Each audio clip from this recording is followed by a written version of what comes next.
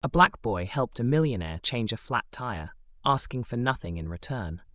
The next day, a sleek black SUV appeared in front of his house, and what happened next moved the entire neighborhood. Ethan sat behind the wheel of his luxury SUV, tapping his fingers against the leather steering wheel.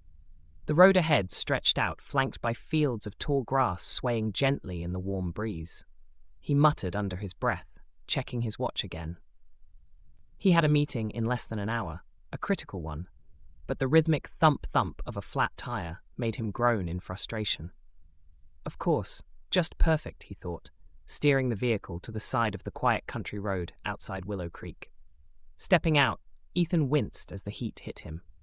The summer sun bore down mercilessly, and beads of sweat immediately began forming on his brow. He adjusted his tailored suit jacket and loosened his tie before crouching next to the shredded tire. Pieces of rubber clung to the rim. He glanced at his phone, desperate to call someone, but there was no signal. His frustration grew.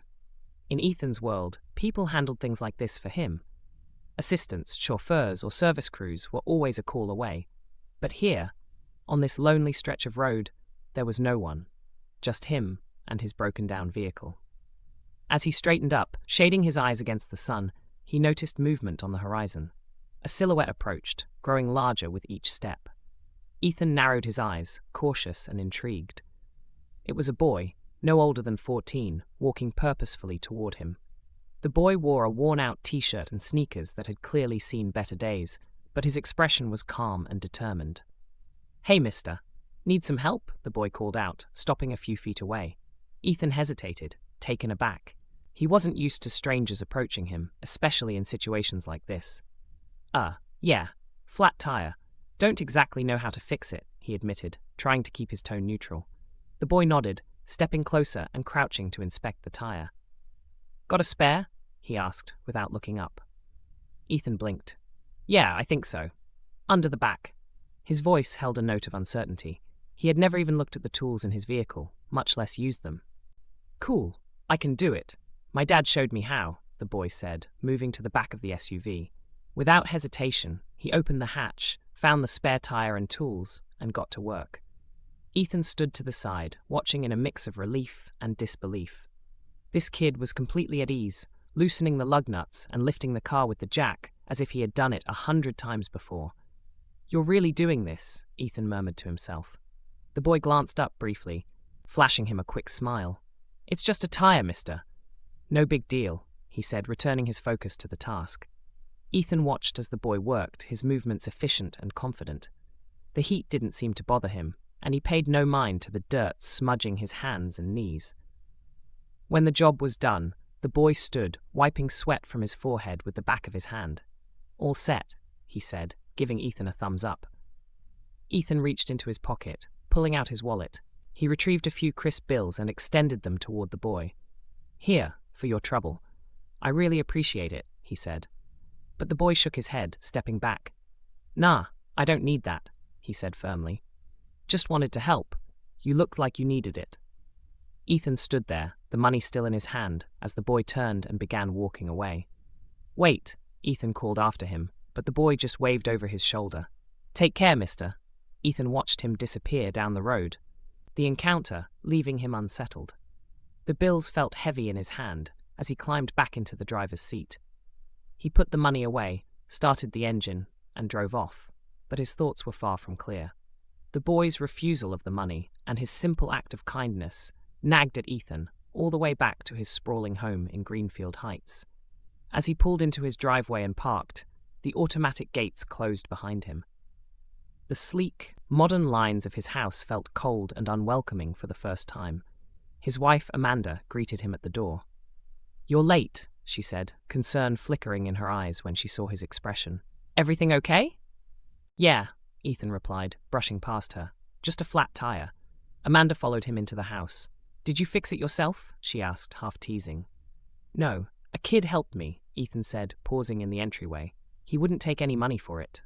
Amanda tilted her head, surprised. "That's surprising. People usually don't do things like that for nothing."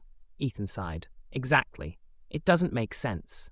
That evening, Ethan barely touched his dinner. Amanda noticed, her brow furrowing. "What's really bothering you?" she asked. Ethan set his fork down. I can't stop thinking about that kid. He just helped me. No questions, no expectations. Who does that? Maybe he's just a good person, Amanda said simply. Ethan frowned. I don't know. It's unsettling. Amanda smiled gently. Maybe it's unsettling because it's something you're not used to. The conversation stayed with Ethan long after Amanda had gone to bed. The next morning, he woke with a determination he couldn't fully explain. He dressed quickly, grabbed his keys, and headed back to Willow Creek. As he approached the stretch of road where his tire had blown, he slowed down, scanning the area for any sign of the boy. Then he spotted it, a small, weathered house set back from the road, surrounded by an overgrown yard. Taking a deep breath, Ethan parked and approached the door. He knocked firmly, and after a moment, a woman answered. She looked at him warily, taking in his expensive clothes and polished appearance. Can I help you? She asked. Yes, I'm looking for a boy, about 14. He helped me with my car yesterday, Ethan said. The woman's expression softened. You mean Jaden, she said, turning her head. Jaden, someone's here to see you. Footsteps echoed from inside, and soon the boy appeared. His face lit up when he saw Ethan. Hey, mister, you're back! No more flat tires, right? Ethan chuckled. No more flats. But I wanted to thank you properly for helping me. Jaden shrugged, his smile easy. I told you, it was no big deal. It was to me, Ethan said. I'd like to do something for you and your family. Is there anything you need? Jaden glanced at his mother, who gave him a small nod of encouragement. Well, he said slowly, our roof leaks sometimes, and the kitchen faucet doesn't really work, but we've been getting by. Ethan looked at the house, noting the peeling paint and sagging porch. I'd like to help fix those things, and anything else you might need, he said. Jaden's mother hesitated. We don't want to ask for too much. You're not asking, Ethan said gently. I'm offering. Over the next few weeks, Ethan arranged for repairs and renovations to the house. He brought in contractors to fix the roof, replace the plumbing, and repaint the exterior. Each day, he drove out to Willow Creek to check on the progress, often staying to help where he could. Jaden was always there, eager to lend a hand and learn from the workers. Ethan found himself growing fond of the boy's energy and optimism. As the renovations neared completion, Ethan decided to do something more. He set up a college fund for Jaden, ensuring that the boy would have the opportunity to pursue his dreams. On the final day of work, Ethan handed Jaden's mother an envelope with the details. Tears filled her eyes as she read the documents. Ethan, this is too much, she said.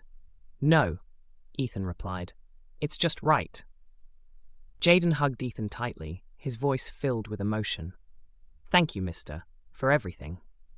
Ethan patted the boy's shoulder, his own voice thick. You deserve it, Jaden. You and your mom. As Ethan drove back to Greenfield Heights that evening, he felt something he hadn't experienced in years, a sense of fulfillment. Helping Jaden and his mother had changed him in ways he couldn't have imagined. It wasn't just about fixing a house or setting up a fund. It was about building a connection, about finding meaning in giving without expecting anything in return. And for the first time in a long time, Ethan felt truly at peace.